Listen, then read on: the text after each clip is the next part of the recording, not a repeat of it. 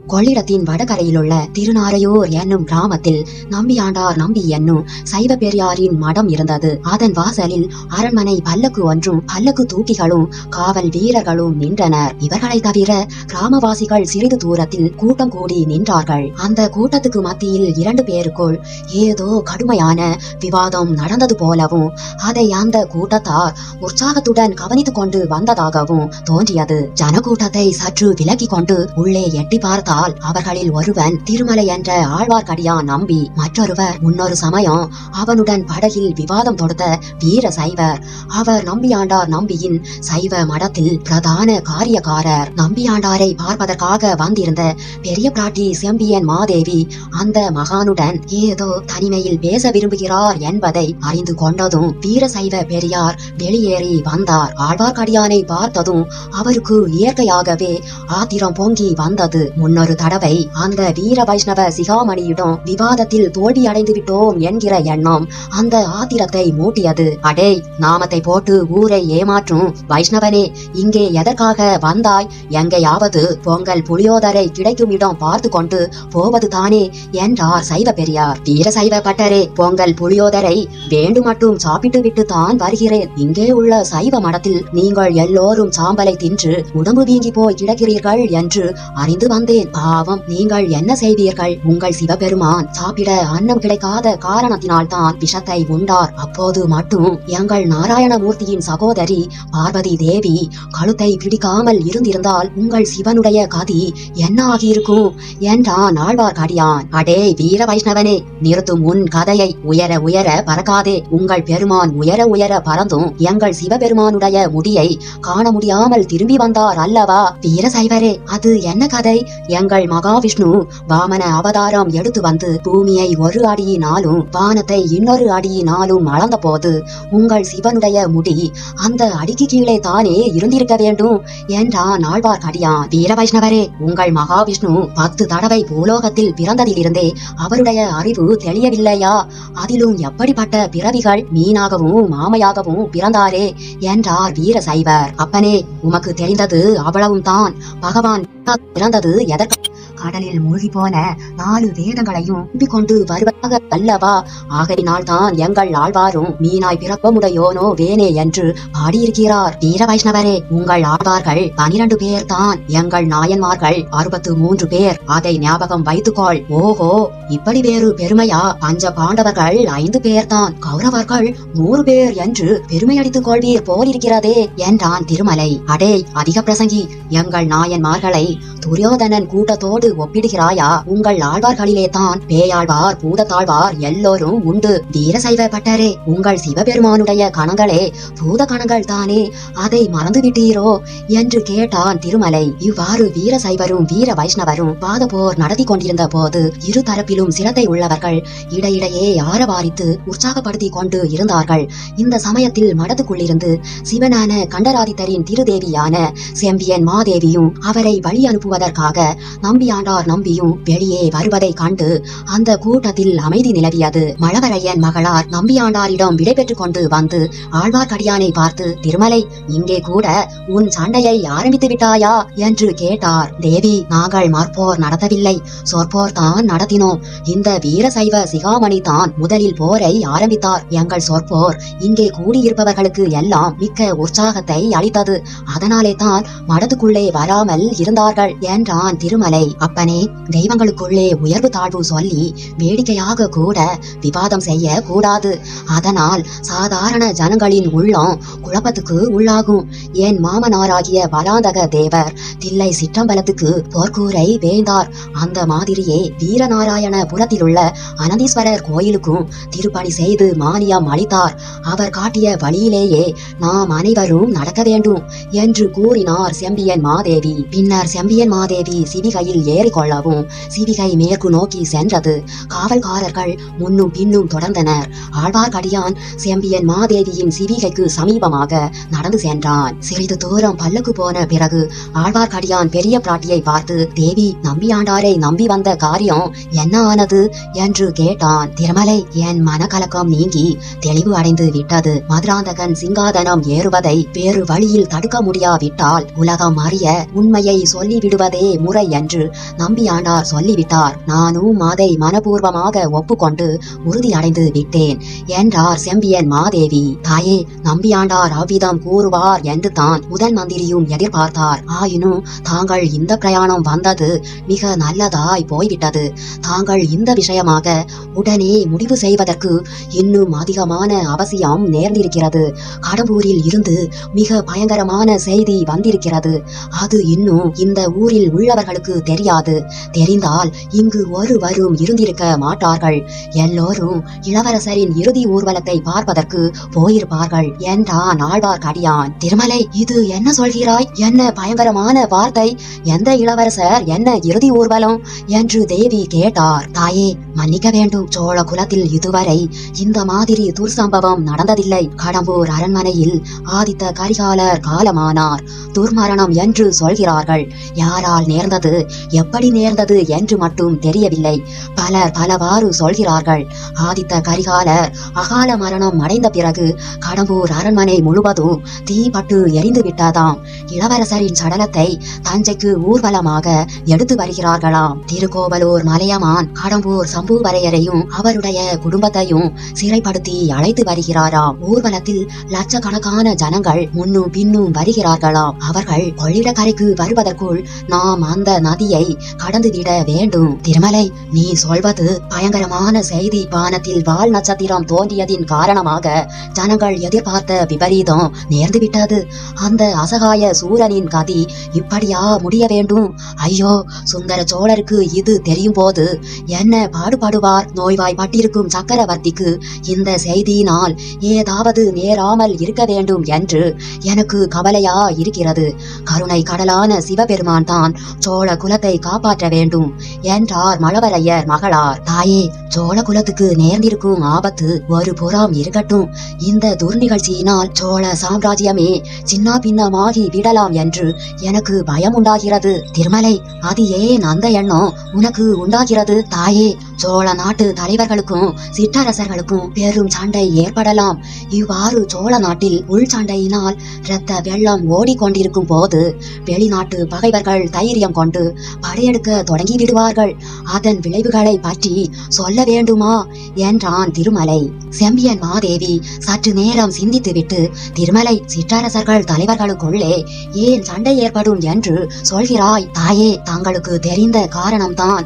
சிலர் தங்கள் திருக்குமாரரான மதுராந்தக தேவர் அடுத்தபடி பட்டத்துக்கு வர வேண்டும் என்பார்கள். மற்றும் சிலர் அருள்மொழிவர்மர் தான் சிம்மாசனம் ஏற வேண்டும் என்பார்கள். ஏற்கனவே கொடும்பாளூர் வேளாரின் படைகள் தஞ்சை கோட்டையை சுற்றி முற்றுகை இட்டிருக்கின்றன. இளவரசரின் சடலத்துடன் மலையமான் தஞ்சையை நோக்கி போகிறார். பழுவேட்டரையரை சேர்ந்த சிற்றரசர்கள் படை திரட்டி கொண்டு இருக்கிறார்கள். ஆகையால் தஞ்சையிலும் தஞ்சையை சுற்றிலும் சோழ நாட்டு வீரர்கள் ஒருவரை ஒருவர் கொன்று கொண்டு இரத்த வெள்ளம் பெருக்க போகிறார்கள். காவேரி முதலிய 5 ஆறுகளிலும் தண்ணீர் வெள்ளத்துக்கு பதிலாக இரத்த வெள்ளம் ஓட போகிறது. மகா அறிவாளியான முதன் மந்திரி அனிருத்தரே கலக்கம் அடைந்திருக்கிறார். விஜயலாயரும் ஆதித்தரும் பராந்தகரும் தங்கள் திருக்கணவரான கண்டராதித்தரும் நிலைநாட்டி அரசு புரிந்த சோழ பேரரசு நம் நாளில் அழிந்து போய்விடலாம் என்று பயப்படுகிறார். இதை தடுப்பதற்கு அனிருத்தருக்கே வழி ஒன்றும் தோன்றவில்லை என்றான் ஆழ்வார்க்கடியான். திருமலை, இறைவன் அருளால் இந்த மாபெரும் சாம்ராஜ்யத்துக்கு அத்தகைய விபத்து நேராமல் நான் தடுப்பேன். அதற்கு வழியை நான் அறிவேன். அந்த வழியை கடைபிடிக்கலாமா என்று என் மனதை திடப்படுத்தி கொண்டு போகத்தான் நம்பியாண்டாரிடம் வந்தேன். மதுராந்தகனுக்கும் அருள்மொழிவர்மனுக்கும் சிங்காதன போட்டி ஏற்பட்டால் தானே உள்நாட்டு சண்டை ஏற்படும் என்று சொல்கிறாய். ஆம் தாயே, அத்தகைய சண்டை ஏற்படாமல் எப்படி தடுக்க முடியும்? ஆதித்த கரிகாலர் பிராயத்தில் சிறிது மூத்தவர் என்ற காரணமாவது இதுவரையில் சொல்லக்கூடியதா இருந்தது. இப்போது அவரும் போய்விட்டார். தங்கள் திருப்புதல்வரை காட்டிலும் அருள்மொழிவர்மர் இளையவர். ஆனால் மலையமானும் வேளாரும் சோழ நாட்டு மக்களும் இனி அருள்மொழிவர்மருக்கே பட்டம் என்று வற்புறுத்த போகிறார்கள். பழுவேட்டரையர்கள் அதை ஒத்துக்கொள்ள போவதில்லை. திருமலை, யார் ஒத்துக்கொண்டாலும் சரி, ஒத்துக்கொள்ளாவிட்டாலும் சரி, மதுராந்தகன் சிங்காதனம் ஏறமாட்டான். அதை நான் பார்த்து கொள்வேன். மகானாகிய என்னுடைய கணவனின் விருப்பத்தை நான் நான் நிறைவேற்றுவேன். மதுராந்தகனுக்கு பட்டம் இல்லை என்று முடிவானால் உள்நாட்டு சண்டையும் இல்லை தானே என்று கேட்டார் செம்பியன் மாதேவி. ஆம் அன்னையே, சோழ சாம்ராஜ்யம் சர்வநாசம் அடையாமல் இந்த சமயம் தாங்கள் காப்பாற்றினால் தான் உண்டு, வேறு வழியே கிடையாது என்றான் ஆழ்வார்க்கடியான். திருமலை, என்னால் ஆவது ஒன்றும் இல்லை.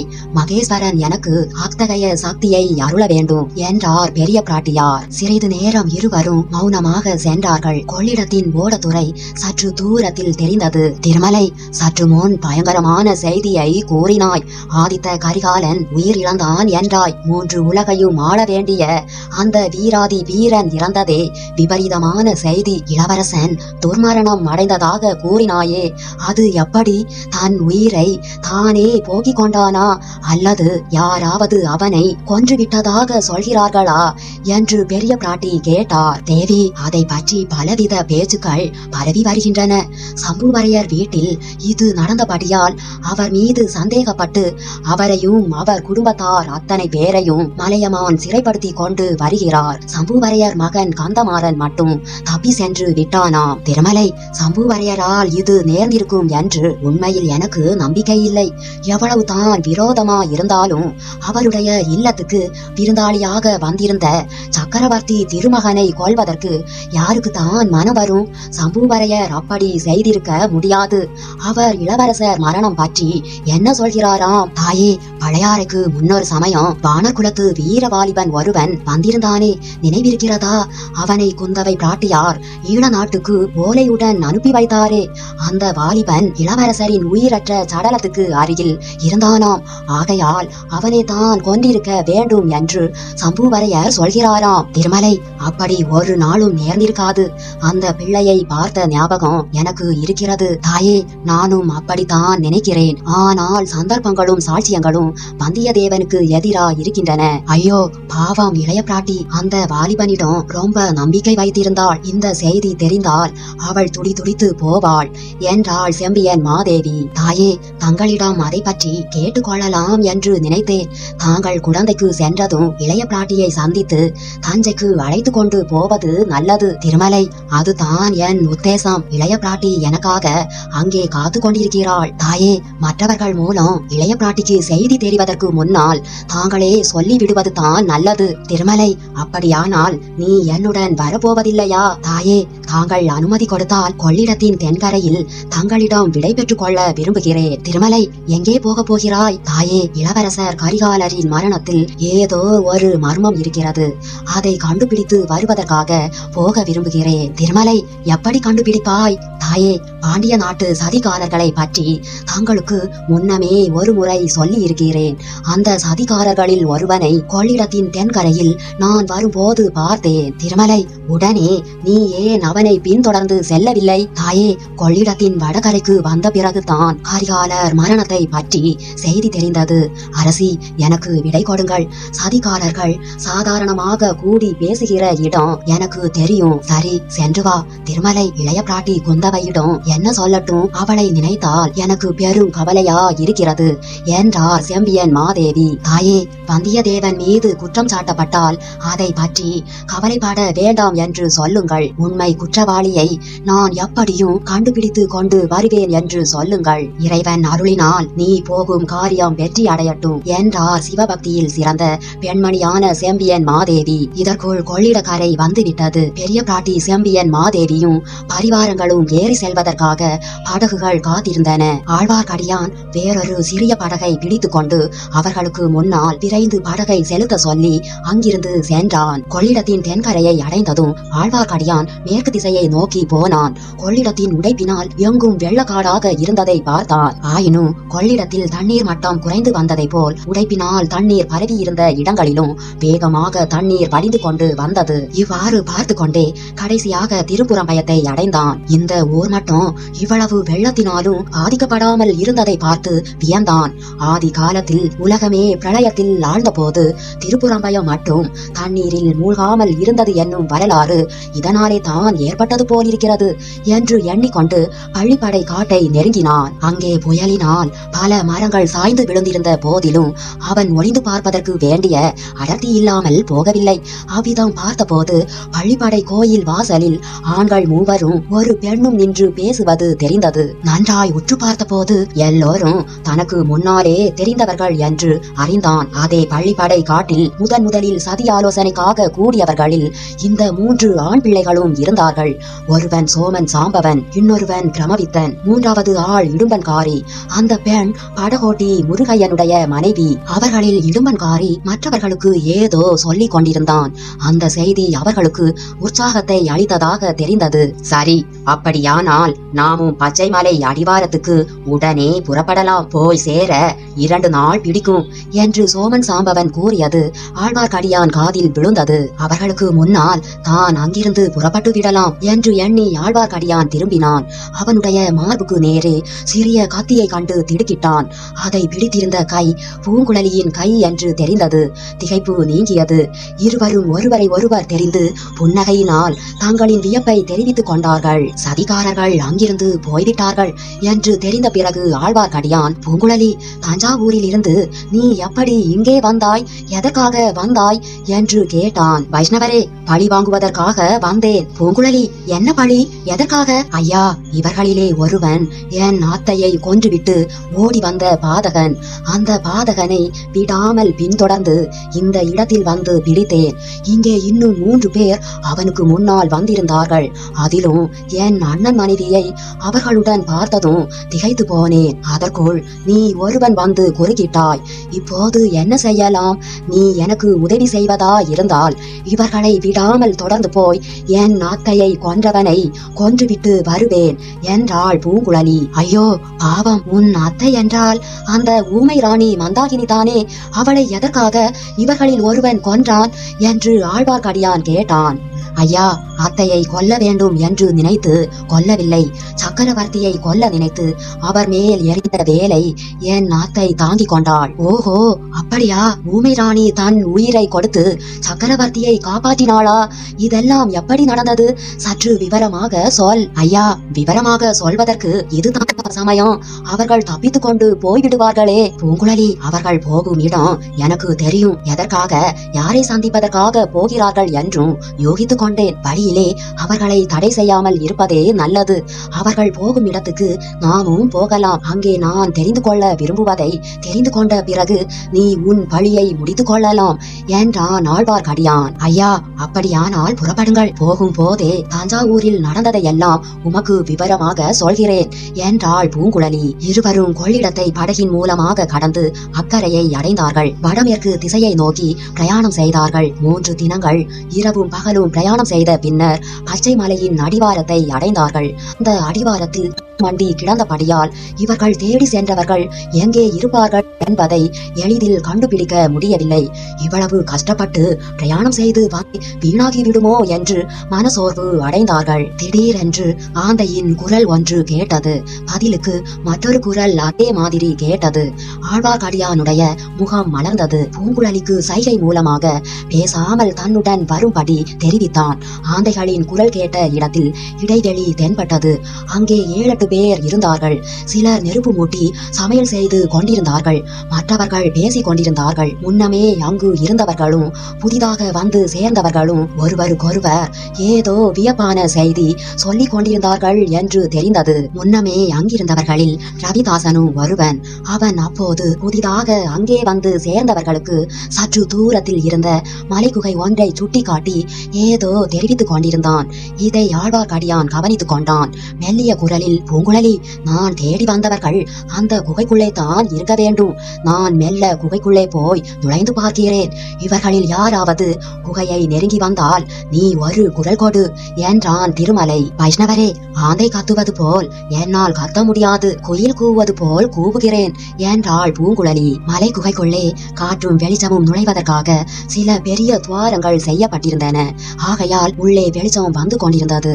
அந்த வெளிச்சத்தில் ஆழ்வார்க்கடியான் ஓர் அபூர்வ அபூர்வமான காட்சியை கண்டான். பெரிய பழுவேட்டரையர் காளாமுக சாமியார்களைப் போல் புலித்தோல் உடை தரித்திருந்தார். அவர் பக்கத்தில் மண்டை ஓட்டு மாலை கிடந்தது. அவர் உடம்பிலிருந்து இரத்தம் மிகவும் வெளியாகி இருக்க வேண்டும் என்று அவர் முகம் வெளுத்து போயிருந்ததிலிருந்து யூகிக்கும்படி இருந்தது. தரையிலே படுத்திருந்தவர் அப்போது தான் சுய நினைவு பெற்று எழுந்து உட்கார முயன்றதாக தோன்றியது. ஏதோ பயங்கர சொப்பன உலகில் இருந்து அப்போது தான் விழித்தெழுந்தவர் போல் காணப்பட்டார். அவருடைய கண்கள் திரு திருவென்று விழித்தன. அவள் பக்கத்தில் நந்தினி இருந்தாள். அவள் ஆபரண அலங்காரங்கள் களைய பெற்று தலைவிரி கோலமாக இருந்தாள்.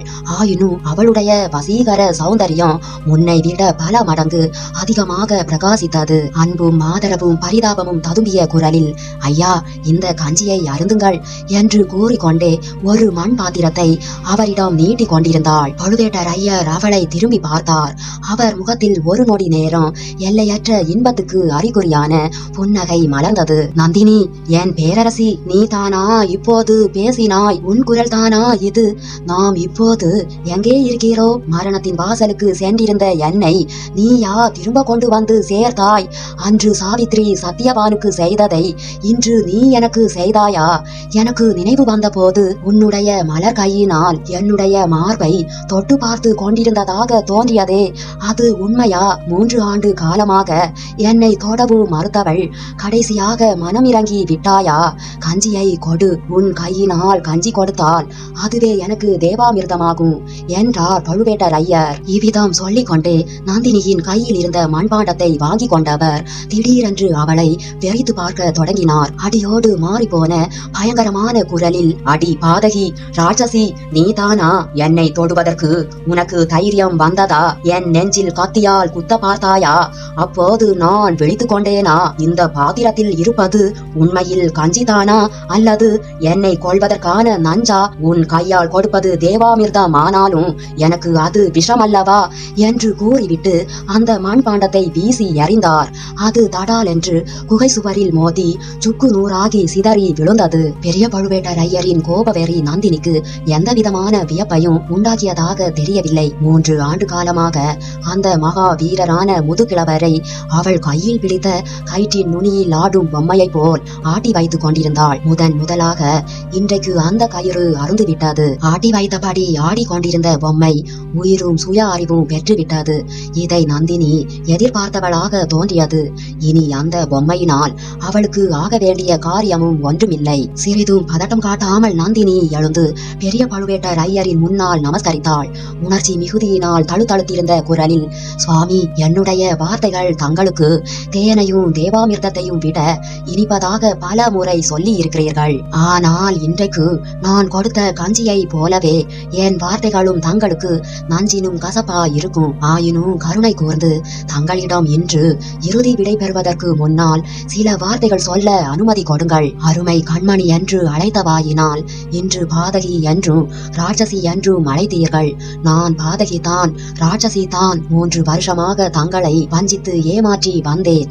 காட்டில் அனாதையாக நின்ற என்னை அழைத்து வந்து அரண்மனையில் வைத்தீர்கள்.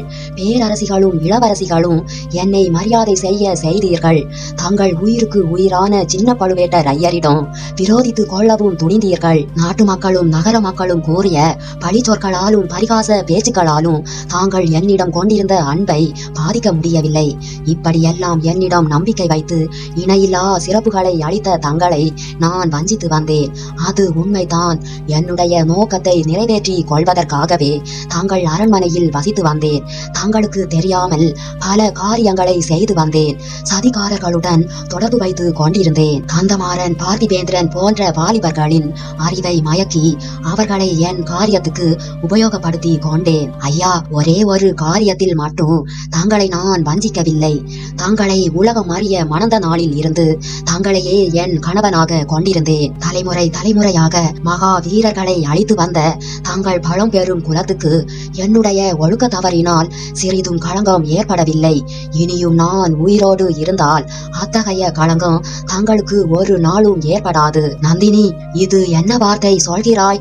என் குலத்துக்கு ஏற்படக்கூடிய களங்கம் வேறு என்ன இருக்கிறது? அடி பாவி, வாள் ஒன்று வைத்திருந்தாயே, அது எங்கே? அதனால் என் கையை நீயே வெட்டிவிடு. எனக்கு நீ செய்யக்கூடிய உதவி அது ஒன்று தான். இல்லை, வேண்டாம், இந்த கைக்கு இன்னும் ஒரு வேலை இருக்கிறது, மிக முக்கியமான வேலை இருக்கிறது. நான் கூறியதை உண்மை என்று நினைத்து அப்படி ஏதாவது செய்து விடாதே. சுவாமி, அப்படி ஒன்றும் நான் செய்ய மாட்டேன். எத்தனையோ காலமாக நான் பழி முடிக்க எண்ணி இருந்தவரின் மீதே அந்த வாளை என்னால் உபயோகிக்க முடியவில்லை. சமயம் நழுவி போய்விடுமோ என்று நான் பயந்து கொண்டிருந்த நேரத்தில் தாங்கள் என் உதவிக்கு வந்தீர்கள். அடி பாதகி, உன் உதவிக்கா நான் வந்தேன். என்ன வார்த்தை சொல்கிறாய்? பெண் உரு கொண்ட பேயே, இந்த மாதிரி நேரும் என்று தெரிந்திருந்தால் நான் அங்கு வந்திருக்கவே மாட்டேன். தெய்வமே, கொள்ளிடத்து வெள்ளத்திலே நான் மூழ்கி தத்தளித்த போதே அந்த பாவி யமன் என்னை கொண்டு போயிருக்க கூடாதா? சுவாமி, தாங்கள் என் உதவிக்கு வரவில்லை. என் காரியத்தில் தங்களை உதவி செய்யும்படி நான் கேட்கவும் இல்லை. தாங்கள் சோழ மன்னர் குலத்துக்கு உண்மையாக நடக்கவும் சோழ குலத்தின் சேவையில் உயிரை கொடுக்கவும் பரம்பரையாக உறுதி கொண்ட குலத்தில் வந்தவர். நானோ சோழ குலத்தின் மீது வஞ்சம் தீர்த்து கொள்வதற்காக வந்தவள். ஆகையாலேயே தங்களிடம் என் உண்மை நோக்கத்தை நான் தெரிவிக்கவில்லை. சில சமயம் நான் அவ்விதம் தங்கள் மூலம் என் காரியத்தை நிறைவேற்றிக் கொள்ளலாமா என்று எண்ணியதுண்டு. சுவாமி, யோசித்து பாருங்கள். தாங்கள் இன்று ராட்சசி என்றும் பெண்ணுரு கொண்ட பே என்று அழைக்கும் இந்த பேதையின் முக சௌந்தரியத்தில் கண்ணையும் கருத்தையும் பறிகொடுத்து மதுபானம் செய்தவரை போல் மதியிழந்து பல தடவை தாங்கள் நின்றதில்லையா? அப்போதெல்லாம் தங்களை கொண்டே என் வஞ்சகத்தை தீர்த்து கொண்டால் என்ன என்று நான் நினைத்ததுண்டு. ஆனால் தங்களை அப்படிப்பட்ட துரோக செயல் புரியும்படி செய்து தாங்கள் குலத்துக்கு களங்கம் உண்டாக்க நான் விரும்பவில்லை. இதனாலேயே தங்களை கடம்பூரில் இருந்து தஞ்சைக்கு போக செய்வதற்கு நான் அவ்வளவு பாடுபட்டேன். தாங்களும் போனீர்கள். ஆனால் விதியானது தங்களை சமயம் பார்த்து திரும்பி கொண்டு வந்துவிட்டது. தாங்களாக எனக்கு உதவி செய்ய முன்வரவில்லை. ஆனால் விதியானது தங்களை என் உதவிக்கு நல்ல சமயத்தில் கொண்டு வந்து சேர்த்தது. ஐயா, விதிதான் தங்கள் மனதில் என் ஒழுக்கத்தை பற்றி சந்தேகத்தை மூட்டியது. நான் பழி முடிப்பதை தடுப்பது மட்டும் தங்கள் நோக்கமா இருந்தால் பகிங்கரமாகவே வந்திருப்பீர்கள். நான் ஒழுக்க தவறு செய்து தங்களுக்கு துரோகம் செய்கிறேனோ என்று சந்தேகப்பட்டு தான் வேடம் தரித்து இரகசிய வழியில் வந்தீர்கள். அந்த விஷயத்திலாவது தங்கள் சந்தேகம் தீர்ந்து போயிருக்க வேண்டும். சுவாமி, இல்லாவிடில் இப்போதாவது தீர்த்து கொள்ளுங்கள். மனைவியும் கணவனும் வாழ்க்கை துணைவர்கள் என்று பெரியோர்கள் சொல்லி இருக்கிறார்கள். நான் தங்களுக்கு உண்மையான பத்தினியாக இருந்தபடியால் தான் எனக்கு துணை செய்வதற்கு தக்க சமயத்தில் தங்களை விதி கொண்டு வந்து என்னிடம் சேர்த்தது. நந்தினி, போதும், நிறுத்து. உன் வார்த்தைகள் என்னை சித்திரவதை செய்கின்றன. அதை காட்டிலும் என்னை ஒரேடியாக கொன்று போட்டுவிடு. தடுப்பதற்கு கூட என் கையில் கத்தி இல்லை, உடம்பிலும் வலிவு இல்லை. வாளினால் கொல்ல உனக்கு தைரியம் இல்லை என்றால் உண்மையாகவே கஞ்சியில் விஷத்தை கலந்து எனக்கு கொடுத்துவிடு. அரசே, என்னை மன்னியுங்கள். இல்லை, என்னை உங்களால் மன்னிக்க முடியாது. இந்த ஜென்மத்தில் மன்னிக்க இயலாது தான். ஒன்று சொல்கிறேன், கேளுங்கள். நாம் இருவரும் மறு ஜென்மம் எடுத்து இந்த பூமியில் பிறந்தால் அப்போது இந்த பிறவியின் நினைவு ஒன்றும் நமக்கு இருக்காது. நான் தங்களை வஞ்சித்து தங்கள் அரண்மனையில் வாழ்ந்ததும் தங்களுடைய பொக்கிஷத்தின் பொருளை என்னுடைய பழி முடிக்கும் காரியத்துக்கு உபயோகப்படுத்தியதும் கடைசியாக கடம்பூர் அரண்மனையில் விதிவசத்தினால் நேர்ந்த விளைவும் இவை ஒன்றும் தங்களுக்கு நினைவு இருக்காது, எனக்கும் நினைவு இருக்காது. சுவாமி, இந்த ஜென்மத்தில் தங்களுக்கு நான் செய்த துரோகத்துக்கு அடுத்த ஜென்மத்தில் பரிகாரம் செய்ய விரும்புகிறேன். மறு பிறவியில் நான் தங்களையே மணப்பேன். தங்களுக்கு உண்மையான வாழ்க்கை துணைவியாக இருப்பேன். இந்த வார்த்தையை தான் இனி இந்த உடம்பில் உயிர் இருக்கும் வரையில் எல்லா தெய்வங்களிடமும் நான் வேண்டிக் கொள்ள போகிறேன். பெரிய பழுவேட்டரையர் இந்த வார்த்தைகளை கேட்டு உடலும் உள்ளமும் நெகிழ்ந்து, நந்தினி, நீ போய்விடு. உடனே இந்த இடம் விட்டு போய்விடு. இன்னும் சிறிது நேரம் இப்படியே நீ பேசிக் கொண்டிருந்தால் என் புத்தி பேதலித்து விடும். என் கடமையை கைவிடும்படி நேரிடும். இவ்வளவு காலமும் உன்னால் நேர்ந்த கொடூரங்கள் போதும். இன்னமும் என் புத்தியை சிதற அடித்து பித்து பிடிக்க செய்யாதே.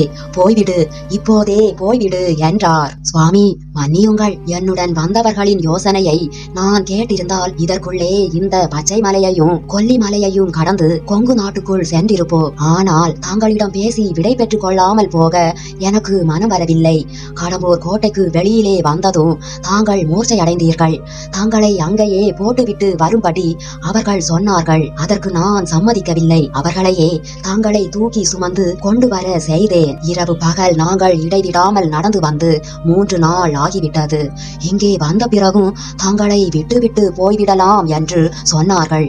தங்களுக்கு நினைவு வந்த பிறகு சொல்லிக் கொண்டு தான் பிரிந்து வருவேன் என்று பிடிவாதம் பிடித்தேன். சுவாமி, அந்த எண்ணம் நிறைவேறிவிட்டது. தாங்கள் என்னை கொல்ல பார்த்தீர்கள், அதற்கு நியாயம் இருந்தது. ஆனால் விதிவசத்தினால் வேறு விதமாக நடந்துவிட்டது.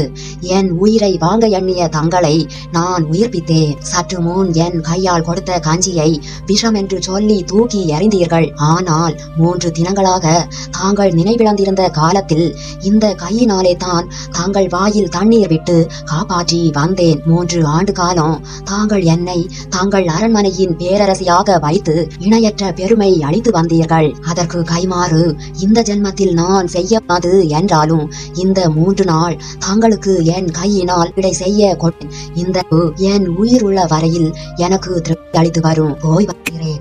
ஐயா, விடை கொடுங்கள். நந்தினி, என்னிடம் ஏன் விடை கேட்கிறாய்? கேட்காமலே போய்விடு. நீ இங்கே தாமதிக்க என் புத்தி தடுமாறி கொண்டு வரும் என்றார் பழுவேட்டரையர். சுவாமி, என்னை மறுபடியும் கொல்ல வேண்டும் என்று தங்களுக்கு தோன்றினாலும் தோன்றிவிடும்.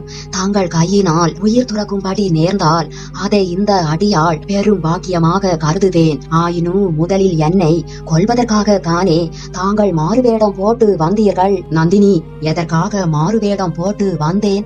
நீ ஏதோ ஒரு காரணம் கூறுகிறாய். உன் ஒழுக்கத்தை சந்தேகித்து உண்மையை கண்டுபிடிக்க வந்தேன் என்று கூறுகிறாய். அது சரியல்ல. நான் பழுவேட்டரையனாக உன் முன் தோன்றி நீ 2 வார்த்தை என்னிடம் பேசிவிட்டால் என் மனம் விலகிவிடும் என்று பயந்துதான் அவ்வாறு வேடம் போட்டுக்கொண்டு ரகசிய வழியில் வந்தேன். உனக்கு பேசுவதற்கே இடம் கொடுக்காமல் நீ பிரமித்து நிற்கும் போது உன் மீது கத்தியை எறிந்து கொல்ல எண்ணி வந்தேன்.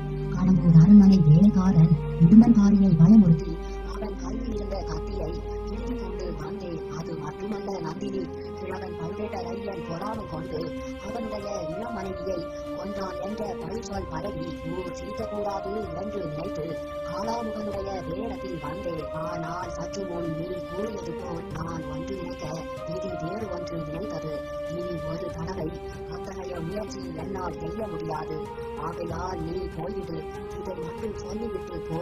அந்த சமயம் நான் குறுக்கே வந்திருக்காவிட்டால் என்ன நடந்திருக்கும்? உன் நோக்கத்தை எப்படி முடிக்க எண்ணி இருந்தாய் என்று பழுவேட்டரையர் கேட்டார். சுவாமி, அதையும் சொல்ல வேண்டும் என்று தான் காத்திருந்தேன். தங்கள் கோபம் என் புத்தியை குழப்பிவிட்டது.